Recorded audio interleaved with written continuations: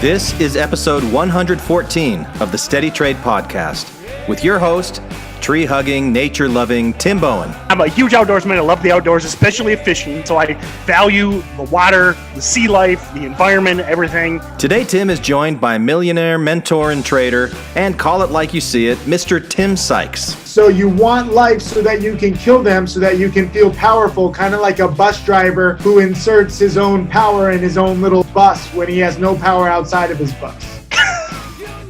Not your best analogy, not your best.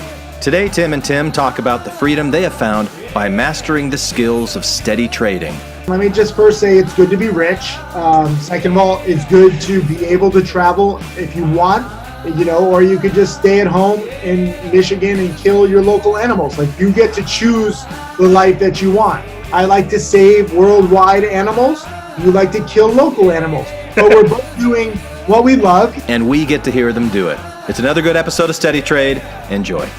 Welcome back to the Steady Trade podcast. Today we've got an old friend of mine, as well as an old friend of the podcast, Tim Sykes. Many of you probably know him. I'm guessing if you haven't, he's not hard to find. Definitely Google him. But little different podcast today with Tim because we talked about a lot of the stuff outside of trading. But I think that is valuable. I mean, Tim and I talk about freedom and what brought us to trading. I mean, I think a lot of people come to trading because of the money. Okay, I get it. Obviously, we're all, me included, we're all here to make some money. But a lot of the times I think that mindset is sometimes almost too closed. You're looking at the money.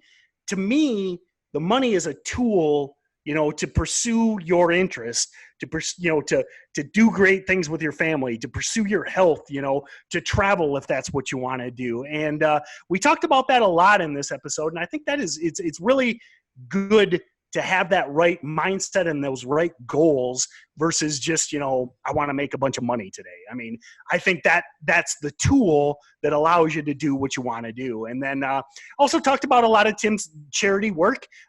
Check out 50 Minutes to Save the World. It's on YouTube. It's a great documentary on the reefs. And then we wrap up with discussion of trading through these slower summer periods. So there's a good time to trade and there's a less ideal time to trade, and recognize those opportunities. And again, would like to thank you for listening and check out the episode with my friend Tim Sykes. Hey everyone, Tim Bohen here. Would like to thank you for listening to the Steady Trade podcast. Really enjoy bringing it to you every week. And I've also got something great to bring to you today. We've recently partnered with Tradier, a great discount brokerage. And for $14.99 a month, you get unlimited trade commissions. No matter how many trades you make, it's $14.99 a month. And the other great thing is you can open an account with only $500. The best part about this is as you're trying to learn and grow that account, you want to minimize your costs as much as possible. So with Tradier, you can put that money back in your account instead of giving it to your broker. And that's how you grow over time. So check it out and sign up with Tradier today. All right, as I mentioned in the introduction, we've got my old friend Tim Sykes here. Very busy man, world traveler, millionaire, mentor, and trader. Tim's been on a few times. I'm sure most of you, I got to believe, if you've been watching the Steady Trade podcast, I got to believe you know Tim. So we're not going to spend too much time on a bio. You can Google him. He's everywhere. And I got a feeling you probably already know about him anyway. So one of the biggest reasons I wanted to have you back, Tim, was I know we have differing opinions about, hunting animals, hunting, fishing, the environment, but I consider hunting conservation. It actually contributes to a healthy balance of the population. Murderers always have excuses. If you talk to serial killers, they have excuses too. Fair enough. Improving the population. If you talk to Thanos and he snaps his fingers, he's doing it for the good of the universe. Fair enough. But as I was saying, I'm a huge outdoorsman. Okay, I love the outdoors. It didn't work when Thanos wiped out half of the population. In case you didn't realize, spoiler alert, it did not work. Yeah, I haven't watched it, so you just ruined it for me. So I saved you some time. Now you can write the book that you're supposed to be writing. I've actually made some progress, baby steps. No. But anyway, some progress is better than no progress, which has been the past few years. So that's good. So again, I'm a huge outdoorsman. I love the outdoors, especially fishing. Love fishing. So I'm value the water, the water, the sea life, the environment, everything. And you value the life so you can take it? Yes. Is that basically how it works? Well, if they're all dead, I can't kill them. Exactly. So you want life so that you can kill them, so that you can feel powerful, kind of like a bus driver who inserts his own power in his own little bus when he has no power outside of his bus. Not your best analogy. Not your best. Not my worst. I agree. Mid-range. So anyway, tell me about Save the Reef. I watched the documentary a couple weeks ago. Thought it was really cool. If you haven't seen it yet, definitely Google Save the Reef. Check out. It's a 1-hour documentary. But tell me a little bit about the making of it. What spurred you to do it, the background, how long it took, et cetera. So. Typical of most murderers who glaze over the specifics of their actions. It's not an hour-long documentary. It's 50 minutes. Ooh, it's called 50 Minutes to Save the World, not 1 hour to save the world. Is that kind of like have to get an extra 10 minutes just to kill all the murderers who are killing the world? So actually, I've got a great serial killer reference for you. Is that kind of like in Something About Mary when the serial killer tries to do 6-minute abs instead of 7-minute abs? Exactly. So Save the Reef is our latest project. We partner with different creatives. We partnered with Amir Zachary on this one before. We did a documentary with Sam Calder on saving the rhino in South Africa. We got a little ambitious on this one. We visited 6 countries over 7 months. Crazy experiences, just seeing the reefs everywhere, seeing marine life everywhere. It's all interconnected. So we got into this thinking, okay, we're going to save some coral reef, but everything is connected in the ocean, whether it's the sharks or marine life, or even the plankton matter. So we wanted to explain how it all connects and how, frankly, a lot of the actions that we take as society is killing the marine life. And the greatest consequences are going to be suffered, sadly, by our children and our children's children. But it's not too late. We can reverse the damage. It's kind of cool how nature can really heal itself if given the right conditions. So we have to use things like reef-safe sunscreen without chemicals that are killing the reef and killing so much. We don't even think. I think the most surprising fact in the entire 50-minute documentary that people are talking about, we have over 3 million views now on YouTube, which is crazy in a month. But the most surprising fact is that 1 drop of bad chemicals, which is like oxybenzone and octinizate, like there's all these chemicals, but 1 drop in a body of water the size of 6 Olympic swimming size pools kills coral reefs. 1 drop in 6 pools. And if you think about how much sunscreen people wear to the beach, like it's not 1 drop, it's thousands and thousands and thousands of pounds in this small area. So it's no wonder that most of the reefs are dead in tourist areas. And while that's sad, I respect you. You're a man of action. We were joking before the podcast started. I've known you 10, 12 years now, and I think this is the most tan I've ever seen you. So I'm glad to see that you're using reef-safe sunscreen, so I think that it doesn't work as well. So that's exactly. Good. But it's I've been fortunate enough to make a lot of money. Now I want to help the world. It's not enough just to donate. Like in the documentary, we donate $90,000 from my charity foundation, Karmagawa, because it's all connected. But that's just the start, and now Karmagawa can actually accept donations, which is kind of cool. Before it was just basically me donating my money. And we also raise money through merch sales, but spreading awareness, donating money, making documentaries, our social media is popping. It's beautiful. So, again, one point I thought, the sunscreen thing was pretty wild to me. I don't know if I've ever used sunscreen in my entire life. I've got kind of a Well, you're just covered by fur, so that protects your skin. Yep. So I've got a baby bear. Nature sunscreen, but you're like a baby bear that's getting chained up in China. So we need to save you guys too. The most surprising thing that I learned from the documentary was, I thought trees created like the majority of the oxygen, but tell that little kind of trivia with the coral reef. I didn't know. Yeah. So it's marine life. I mean, the earth, it's a fascinating, fascinating world that we live in. And we don't really realize how much of the natural world we need to survive and thrive and grow our food. And we've been wasting it. We've been really irresponsible. And I'm not like some hippie environmentalist, but like I see the waste now and I see the repercussions are coming pretty soon. And soon it's going to be like the point of no return. So coral reefs and marine life, like all the little plankton, all the amazing chemical stuff that's going on underneath the water, supplies roughly 65-70% of the oxygen we breathe. Trees are the minority. So we want to plant trees, but we also need to save that. Like I just actually posted this story on Karmagawa or on Save the Reef. We have 2 different accounts on Instagram. We'll link them both below this video. But literally coral reefs are so crazy, like intelligent, not that they have like a brain or anything, but they're so good at surviving, they can actually create their own clouds. So if it's too hot out, I haven't even talked about this. I just posted one story, but this is true. If it's too hot out and they're burning, they basically do all these chemical reactions that creates clouds, that creates an umbrella over them, which is like mind-blowing. Like this. So you're telling me you're telling me that these plants are intelligent? I'm telling you that they have like survival instincts. Like I don't know the science. I'm not a scientist. I don't claim to be. No. That they can basically do some chemical reactions that creates their own clouds that protects them. It's just fascinating. Like no, I agree.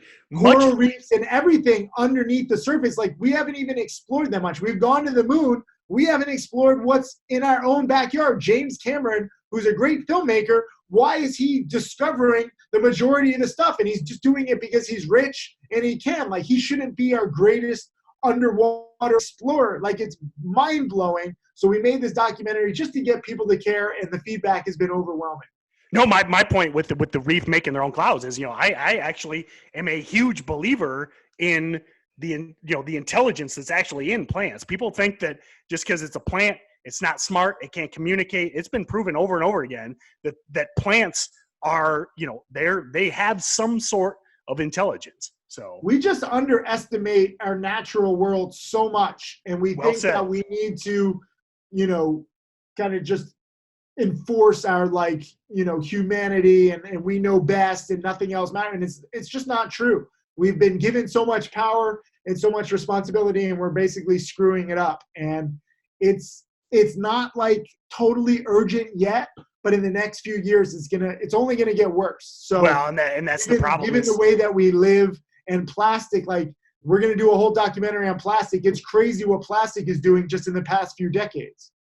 I think, to me, stuff like this, it's, to bring it back to trading. And if you're listening, we will get to some trading stuff here shortly. But it's almost like, the environment is like bag holding a short, it's like, it can be okay, but then it can get real bad real fast. And I think that's where we're headed with plastic and the reef and stuff like that. And there's also just a lot of misinformation.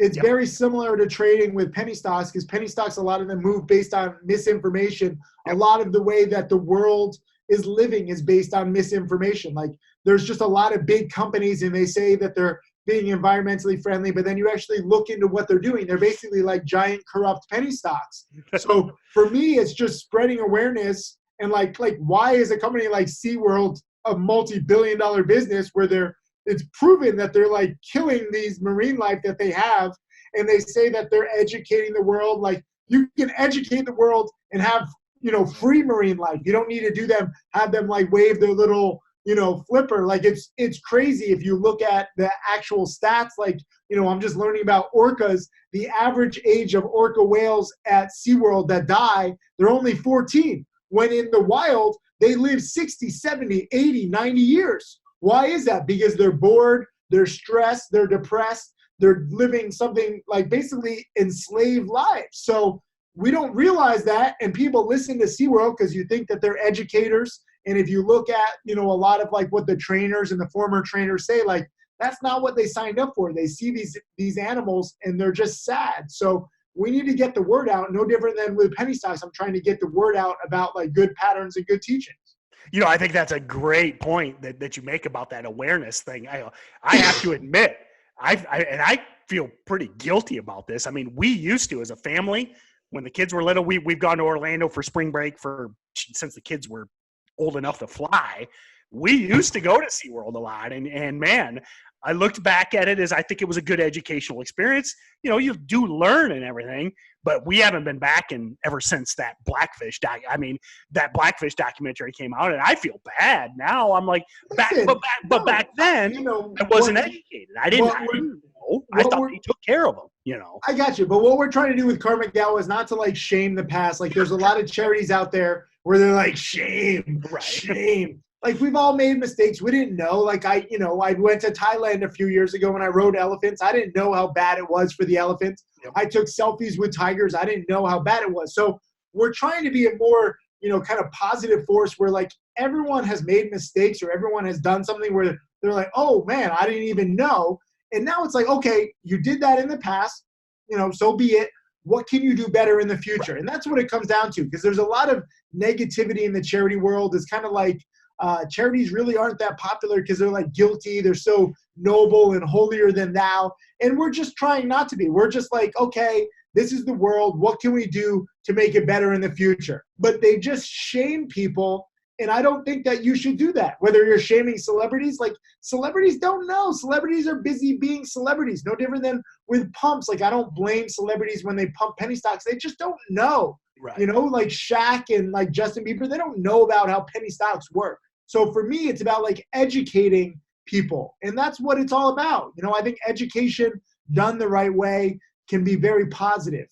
Education in kind of a derogatory, nasty way, that the celebrities don't learn, the companies don't learn, the people don't learn, and they're just like, they come away with it thinking like bad stuff. So I have a lot of just fixing to do in the charity world. Like, it's crazy that I'm involved in penny stocks and it's such like a bad niche. Like, everyone hates it. Charity actually has like a worse rep, which is crazy. Like, charity to me, it's not just about the money given. Like, I'm proud that I donated $4+ million in the past few years, but I'm prouder than that people are like really feeling it. Like, they're sharing this video, not because it's like a guilt thing, but because they want to help the world.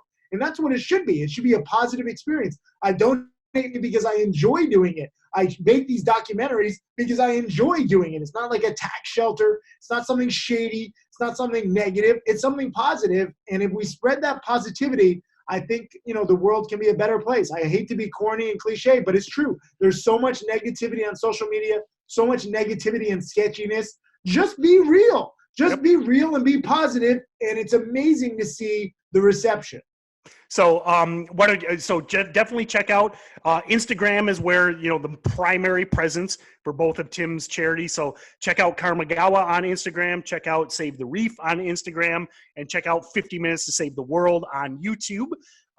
So let's kind of move on. So recently you were in my neck of the woods, which we have some funny stories. I saw a blog post that you put up, but what I want to focus on is, first of all, we called it the Midwest Meetup. So Tim came and met up with Michael Good, Jack Kellogg, and Dom. Oh crap, I can't remember Dom's last name.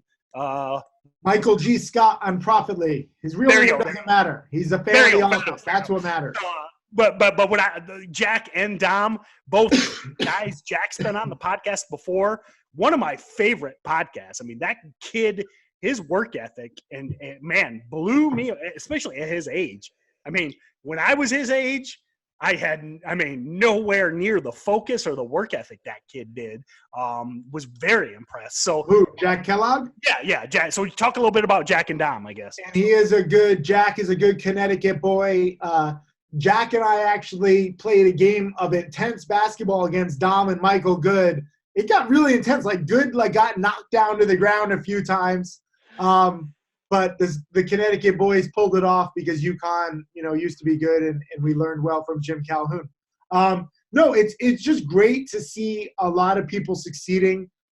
Didn't choose, my top students to be in the Midwest. Would never choose the Midwest to go to. We lost power like 3 times in 2 days. With like intense humidity and 90-degree temps, which is always a great time to have no air conditioning. So it was very interesting. But, I think I went in there thinking that these students were so good because there was nothing else to do. I think it's more like, that there's just like a good work ethic in the Midwest. Like if you're like a farmer, you get up, you do the little udders at the freaking like crack of dawn.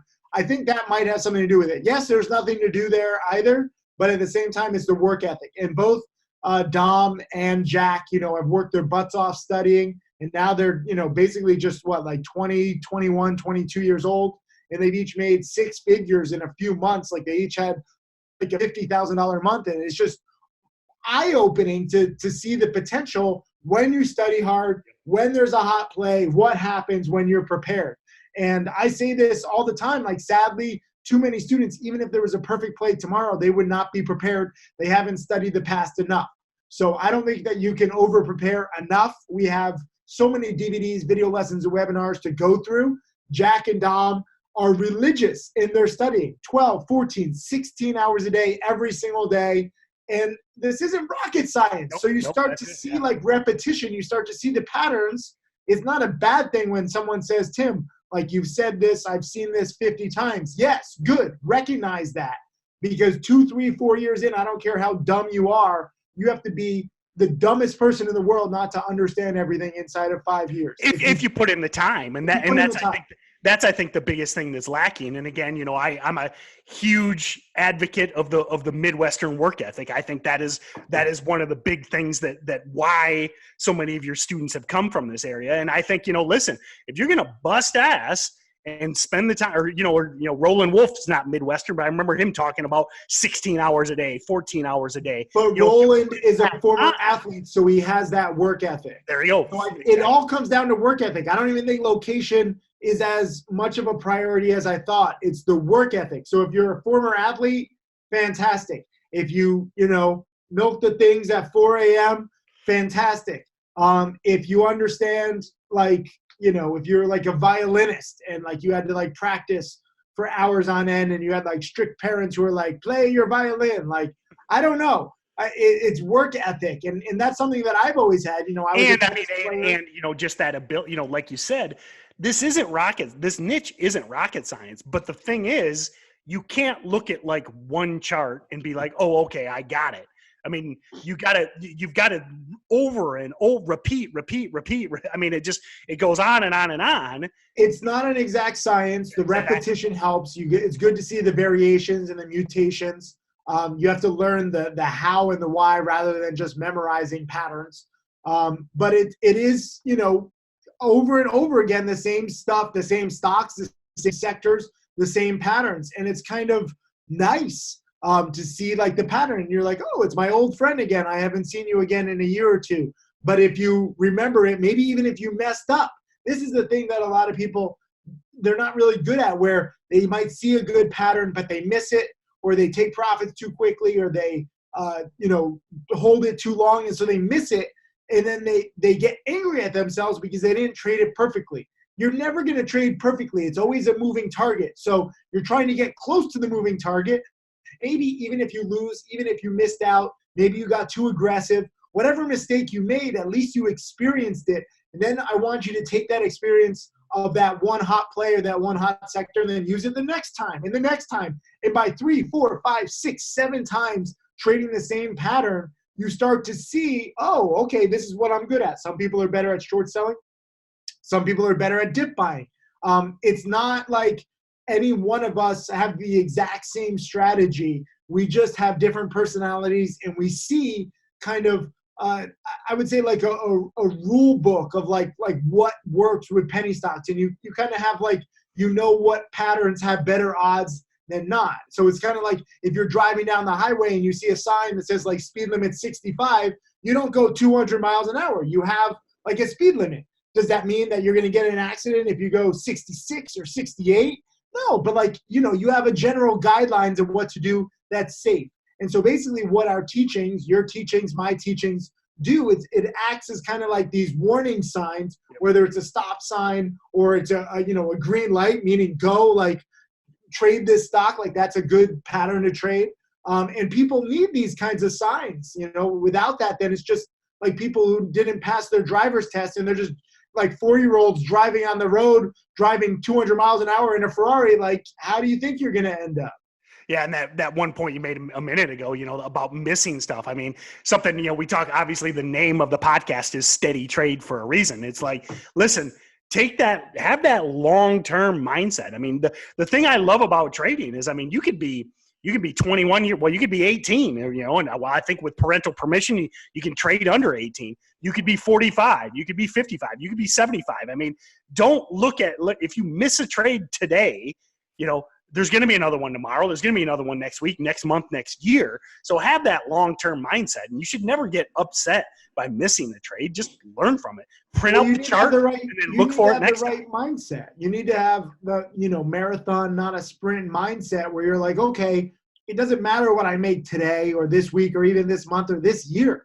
Tim Grittani is over $8 million in profits, but he made nothing his first 9 months. So the best penny stock trader in the world made nothing the first 9 months. That story all the time. You're going to do. So what can you do during those 9 months? If you know that you're not necessarily going to make a lot, you can practice good habits. You can learn the patterns. You can study the past, and you can get really prepared for, 16 months, 24 months, 36 months into this game when you have more experience, more knowledge, ideally a bigger account, and then it starts to matter. So the same trade that might make you $100 right now with your small account and you don't have that much confidence, you size up 2 years from now, you take 20 times the position size, and that same $100 trade becomes a $2,000 trade. So when I say 2K a day keeps a real job away, you're not going to make 2K a day right away, right? But it's the same process. It's the same pattern, just with ideally a bigger size later on. And, I get it when people ask, but, I'm sure you get it way more than I do. But with the podcast, with StocksToTrade, people will say like, man, I just don't get it. And I'm like, how long you been doing this? They're like 3 months, 6 months. And I'm like, I use that Grittani story all the time. I mean, Grittani is arguably the best penny stock trader ever. And again, you think you're going to beat his learning curve? It's like, listen, he's an outlier for a reason. You might be able to do it. Maybe you can repeat it, but the odds are you're not going to. So if you're getting down on yourself 3 months, 6 months in, man, back to that mindset. Correct your mindset. I just gave a 3-hour challenge webinar before this. It's almost midnight here in Europe. This is part of the work ethic, whether I'm trading or teaching, it doesn't matter. But during the webinar, I was saying not all 9 months are created equal. We should mention that the 9 months that Tim Grittani made nothing, there was a lot of hot stocks. Yeah. There was a lot of hot sectors. So he was still learning. Right now, as we're filming this, there's not really a hot sector. So this month, maybe last month, they're not really hot months. So that doesn't even really, that's not going to teach you that much. So you need to learn this is not an exact science. Not all months are created equal. And that way, you need to think about, like, if you think you're going to learn everything in 9 months, give it 12 months when there's a lot of plays. Give it like 48 months later on. Like, you need to think about this as that the stock market is always going to be there. There's always going to be hot penny stocks. There's always going to be some hot sector, some scam, some promoter, some little Wolf of Wall Street wannabe like sketchy guy or girl. And that way you just have to say, okay, this is going to happen. Am I prepared or not? And sadly, the answer for most people is they're not prepared. They don't have the right broker. They don't have the right mindset. They don't know how to plan. They don't know how to manage their risk. They don't need to take the meat of the move. And that's what it comes down to. I told people on the challenge webinar, literally, I was like, I wish that there's a global meltdown in the stock market. We lose 90%. The market dead for 3 years. And then everyone can just study the past and really be ready when the market comes back in 3, 4, 5 years. Because most people, you can't stop the market. Like, you're busy, you have school, you have a full-time job, you have a part-time job. When do you study? You study at night, you study on weekends, but like, it's tough to catch up to this game that just keeps moving. So I wish that there's no plays. Most people say when there's no plays, they're sad, it sucks. I say that's good. That gives you more time to study and catch up and be prepared for when there are plays. So actually, you didn't even see my agenda, but nice segue. So I want to talk a little about, August is traditionally, we're recording this in August. It might not premiere until later in August or maybe September, but August is traditionally the slowest month of the year. You've got people getting in last minute vacations, a lot of Europeans, that's the big month that they vacation and stuff. So August is typically the slower month. Now, I always say there's always a trade out there. You might have to sit there and wait 6 hours, but August is typically slower.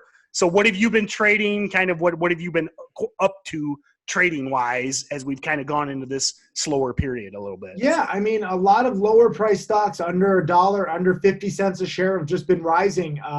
50, 100, 200% gains, not necessarily all in one day like we've seen in the past, but over 2, 3, 4 days.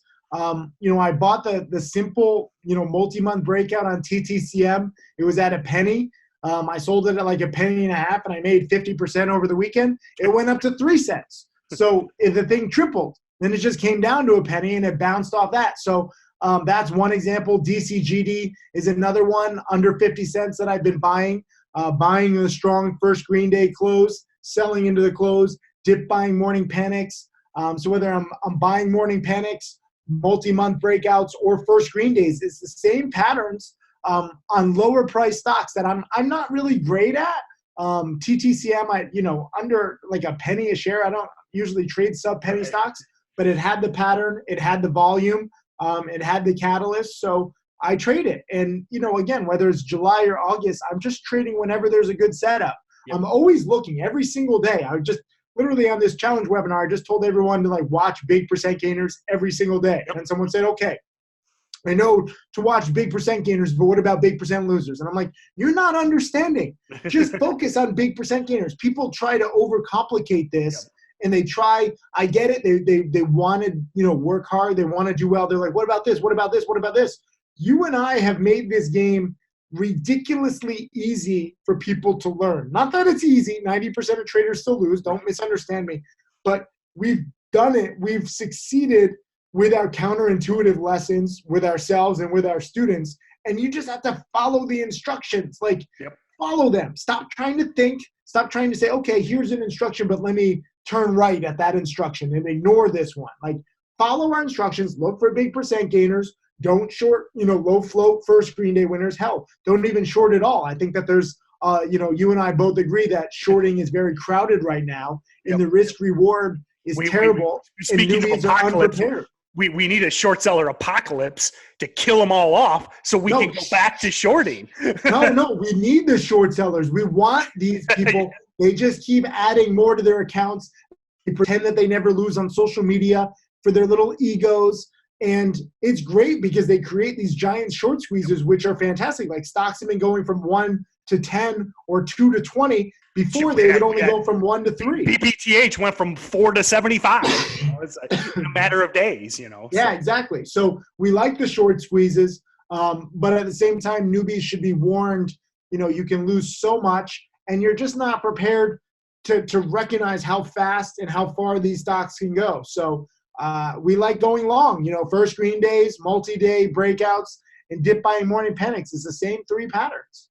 Yeah, and back to that keep it simple, stupid, the KISS method that Tim teaches that I go over on the podcast, the StocksToTrade Pro.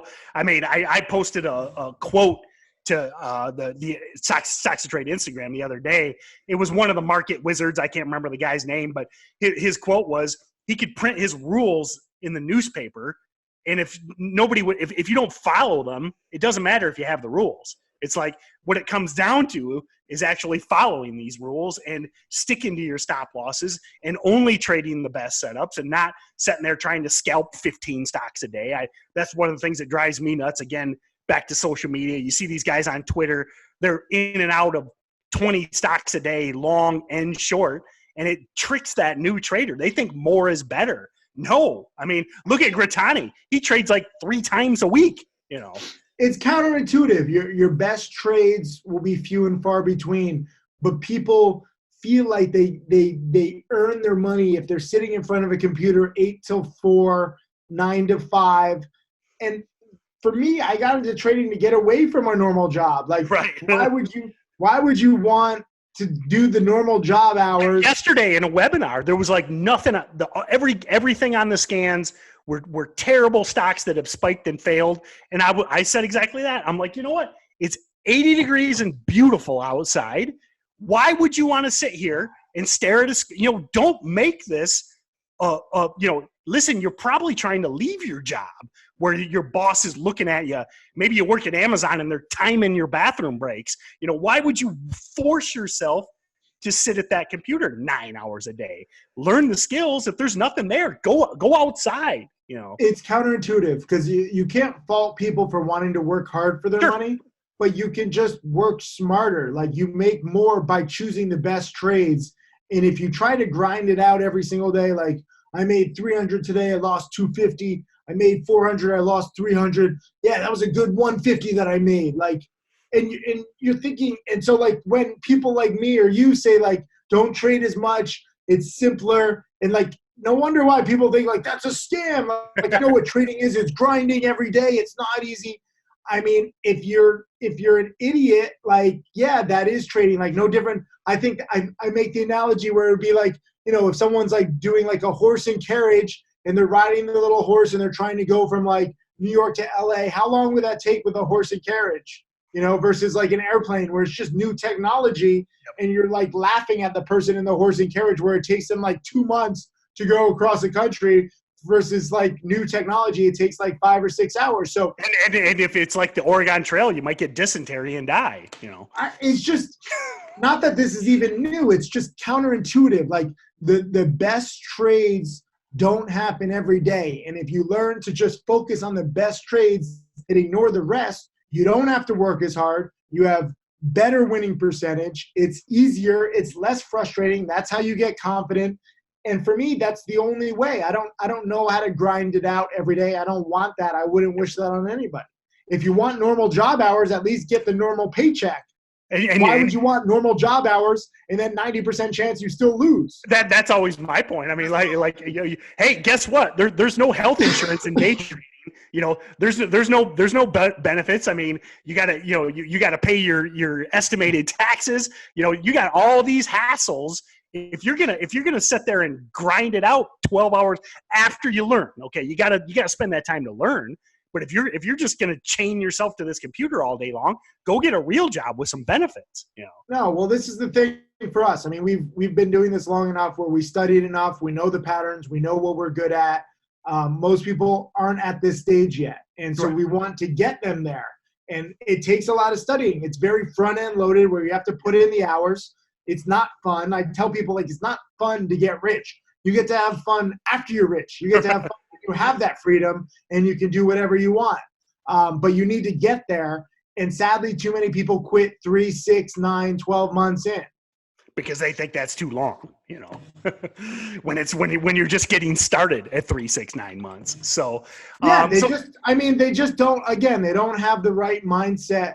They don't have the patience level. They don't realize that sometimes you have to lose. Like, if someone loses $2,000 or $3,000, they think their life is over. And I say, no, it sucks. I'm not saying that it doesn't, but it's negligible in the long run. And you need to focus on, like, okay, maybe if you lose $2,000 or $3,000, you learned what not to do. And that $2,000 or $3,000 was the best $2,000 or $3,000 that you ever spent, kind of like a market tuition. Yep. You don't do those mistakes anymore, and those losses allow you to make $20,000 or $30,000 using the right process. The big losses always suck, but it's like I think that you have to take those big losses at some point, because then that convinces you that you never want to go back there. You're now, if you're in this position that's not working, you're like, well, I remember that last time, and I remember how shitty that felt. I do not want to go there. There's a scene in Invictus with Matt Damon where they play like rugby, and they're like terrible South African rugby players, and Matt Damon is the captain, and they lose so badly, and he makes everyone drink the beer, and he's like, taste that beer, it tastes disgusting because that's the taste of defeat. And he's like, never drink that beer again, and they all throw the beer, and they eventually become champions. So once you taste bitter defeat, once you taste those nasty losses, whether it's $2,000, $3,000, $5,000, for me, I lost $500,000 to really check my ego, and that made me into a more conservative, better trader, better teacher, better human over time. And so I'm grateful for those losses. So we can sit here and we can say, cut losses quickly, follow rule number 1, but people just don't do it. They need that emotional education. So take the big loss, whatever it is, try to minimize it, try to like hear our voices in your head. But if you have that big loss, or you're like about to have that big loss, like recognize that's part of your education. There's not one trader that I know who has not suffered one big loss because now they know what not to do. You have to learn what not to do. You have to learn how crappy it feels. So I think we covered all my points. Let's kind of take this home. In the beginning of the podcast, I'd mentioned, I joked, but I was serious. I'm impressed with the tan. I think this is the most tan I ever remember seeing you. So let's why don't you give us a quick update on what you're up to? Most of the listeners probably know you travel the world. What do you got going on? What are your plans? What do you got? I know you're always got a ton of projects. What are you working on? What do you got coming in the next year? Let me just first say it's good to be rich. Second of all, it's good to be able to travel if you want, or you could just stay at home in Michigan and kill your local animals. Like, you get to choose the life that you want. I like to save worldwide animals. You like to kill local animals. But we're both doing what we love, even though it's very different. I was in Mykonos and Santorini, having fun, chilling with a whole bunch of people, a lot of celebrities who want to get involved with charity. So it's my honor to kind of usher them in. It does require me going outside sometimes. I do like the fact that part of the reason why I'm so tan is not because I'm just like partying in Mykonos and ignoring the stock market. Stock market doesn't open until 4:30 in the afternoon. So I have all day been working on my fitness, going out, eating healthy, having fun. So it's good to kind of have like a well-rounded thing. And then I'm also talking with the celebrities. I'm also trading. I just gave a 3-hour webinar. Right now I'm in Positano, Italy. I'm going to head over to Venice, Italy. Then I'm over to LA. I'm throwing out the Dodgers' first pitch again in a few weeks. Hopefully I won't screw it up. Last time I tried to selfie it, and not good. So this time, just going to throw it normal. It's a great honor. I appreciate the Dodgers for giving me the chance. Then I'm going to be off back to South Korea, actually. I'm going there, talking with a few of the K-pop bands. I know Tim Bohen is a big K-pop fan. Yes, undercover. He loves those, just their whole look. He's just obsessed with it. If you actually look at Tim Bowen's cell phone background, it's K-pop fans. It's crazy. You wouldn't have expected You'd never expect it. You'd never expect it. So I know he's a little jealous, so I'm going to meet them, then head over to Japan for some sushi, then back to Miami and Orlando for the conference. conference. My samurai sword? I keep waiting for the samurai sword. I really don't want to encourage violence. I might get you a samurai Q-tip to clean out some of the hair in your ears, but not kill any more animals. So I get you a sword. I feel like you'll be slicing and dicing some duck or whatever. I probably would. Yes, I would. Yeah, so we'll just we'll look to promote you killing off how much hair you have, and that way it's safer for the environment. Although I have to look at I know that you use that lube for your beard, and I have a feeling that's not reef safe. So if that goes into the water, then that might contribute to more damage. But I don't know. We'll figure it out. I'll make a documentary and let you know. So last thing I would like to bring up, again, depending on when this episode airs, it will probably be a couple weeks from the Trader Investor Summit, which is the end of September. By the time this airs, I highly doubt there will be tickets, but if there are, definitely check it out. It's a great event. Usually 600-700 traders there, great speakers. Tim will be there.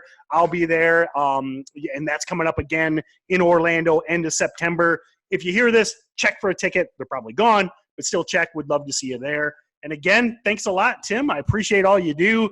I say this all the time. I mean, meeting you in 2007, 2008 allowed me to retire from a company. I sold my business. I was bored. Business is still successful today. I was bored. I wasn't passionate about that anymore. Learning from you allowed me to pursue my passion of trading. Now I've learned from you on teaching, working with StocksToTrade. I mean, at 45 years old, what I'm doing with StocksToTrade, this is the most fun I've had in my professional career. I mean, where a lot of people at 45 are like, oh God, what am I doing, for the next 10 years? I can't wait to retire. I have no desire to retire. I hope I'm doing the Steady Trade podcast, working with StocksToTrade when I'm 90. I don't understand the lure of retiring Yeah, why even go at 90? Let's go to 190. You know, the singularity is near. Yep. Thanks to technology and medicine, we're going to live longer. Gene editing. There's always going to be opportunities. Technology is always going to get better. There's always going to be people who don't know about finance. So we're in this very big, booming business. And frankly, it's my honor. You know, I thank you for all your hard work. I know you're giving all those daily webinars and you're teaching a lot of people too. So this is really a dream come true for me. It's not just like partying in Mykonos or traveling. I like the ability to travel, but I also just enjoy, you know, teaching, whether it's about the reef or whether it's about trading, cutting through BS, spreading awareness, spreading good information, and using all this new technology to get the good information out to people quicker than ever. Like I know that we have a lot of negativity in penny stocks and in finance and on Wall Street and in the environment and charity and all over the place. But we have this tool where if we use it properly, we can connect and we can reach more people quicker than at any time in history. I mean, just the fact that you're doing this in Michigan and I'm in Europe and, you know, this is crystal clear. It's pretty awesome that this is possible. It's only going to get better. So we just need to get people, you know, really understanding that if they're in this for the long run, where you have the maximum rewards 2, 3, 4, 5, 10 years into this, not just 1, 2, 3, 4, 6 months in and then quit. I hate seeing wasted potential. And I think too many people have a lot of potential. They don't give themselves enough credit. Their parents or their friends talk down to them, or they say this is what they're capable of. Let this be a reminder. You are capable of anything. And I have seen amazing things in my life. And when we all work together, I think that it's even more amazing. So I'm excited for the future, man. Yeah, I think, you know, I talk about this on my, you know, most of my personal Twitter is just sarcastic stuff, but I truly believe, I mean, we live in the greatest time in history. I mean, you literally can learn anything in minutes on YouTube. I mean, if you want to, it doesn't matter your family. It doesn't matter your background. Like you have this freedom. The internet, you know, democratizes education, and it's a beautiful thing if you take advantage of it. Otherwise, play Fortnite, play these stupid games, put little cat ears on your head, and waste your life away like too many people do. And, you know, then you'll just listen to rhetoric on Twitter from, you know, angry, bitter people. So you get to choose the life that you want. But education, transparency, and following your dreams, I think those are some good things to follow. Perfect. Good ending. Way to take it out. Hi, this is Aaron, aka Double A Ron from New York City, and I like to go outside and find a stray dog, preferably an aggressive breed like a pit bull or a Rottweiler. Then I get real close, stare it down eye to eye until it starts to chase me. Then I run. That's right, I run while listening to Steven and Tim on the Steady Trade podcast. You can register to win real actual prizes at their website, SteadyTrade.com. And if you really like what you hear, give the podcast a 5-star rating and write a glowing review on iTunes. I did, and this is how we say goodbye in New York City.